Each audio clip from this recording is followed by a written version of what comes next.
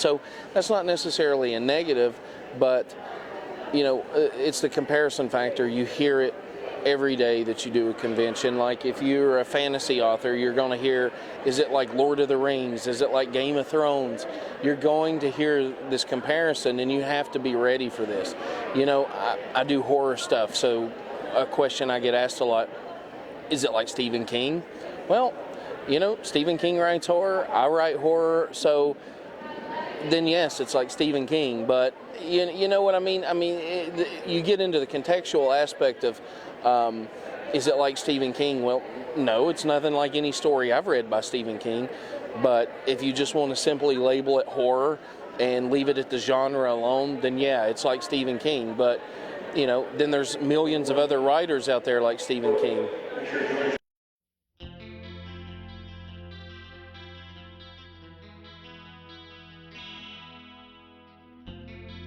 I believe we'll always have books, and I'll tell you why. People kind of connect when they're holding it in their hands.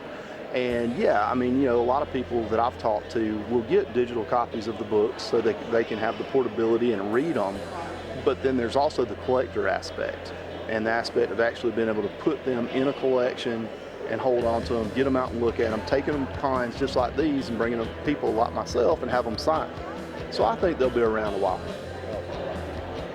It can be a challenge. You have to really network, and I think a lot of times that's where authors have a tendency to have the most problems is you're so used to being a writer is really solitary. So when it comes to actually putting yourself out there and networking and meeting other people, it can be a little more daunting, but it's something that you just really have to keep working at. Definitely. You've got the final say in everything. The writing, the editing, the cover, the pricing, the whole 9 yards. It's all what you want, and you don't have to compromise it. It's pretty difficult. You've always got to be promoting. You definitely have to have a presence on social media. You definitely have to believe in your work, and it doesn't hurt that I've been in sales for the last 16 years, so it's easy for me to get out there and promote and talk about what I've done and put myself out there. That's the biggest key is not to have any fear when you're talking to people. Just approach people, tell them what you got, fly your work up a flagpole and see who salutes it. Someone will like it.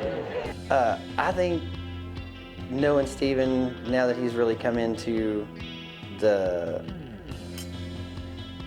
edge of this abyss of success that really those close to him feel he's been deserving of for a long time, it's awesome. I think it would be great if he was a household name due to his writing. He's an amazing director. I feel that really he's been disadvantaged more than anything by our geographical region and location. But now that he's on these circuits and he's working diligently for years and it's putting his name out there, I think it's incredible. I've been familiar with Stephen's work since fall of 2014, where I met him outside the comic book store in Bristol. A final thought on Stephen, I'm going to have to say, one is it's going to be his friendship is, like I said, his friendship with me and him was very natural. It wasn't forced. It just kind of has happened over the last few years. He's very encouraging on me and what I even do in my own career and personal life. And Stephen's probably the best thing I could say for him on a final thought is he's just a really great friend and person I enjoy having in my life right now. And I can't wait to see what comes in the future with it. Reading Stephen's work through the years, I've seen so much growth and diversity, actually, even in the horror genre. He has a lot of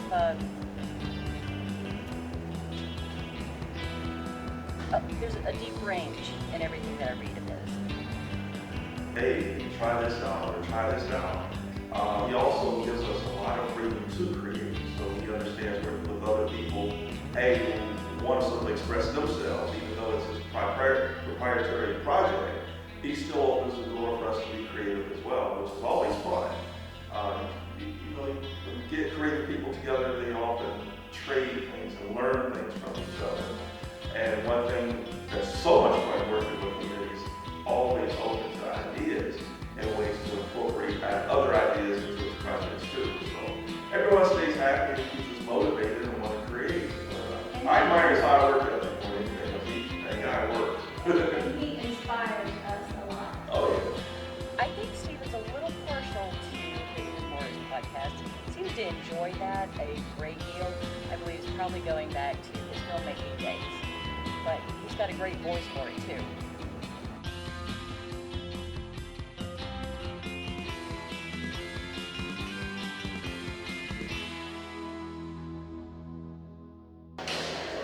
So this is kind of the end of everything. It's kind of the worst part of the show. You pack up, you start taking everything down, say goodbye to everybody.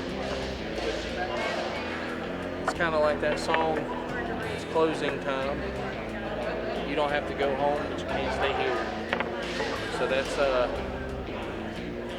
what the end of a convention is. You unfortunately have to go. Packing up is the worst. Mainly because you're in the moment, you're having fun, and you're just really enjoying yourself, and you don't want the weekend to end.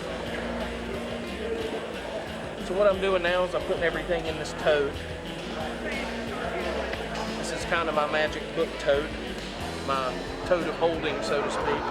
I put everything in here and try to pack it so where I'm ready for the next show.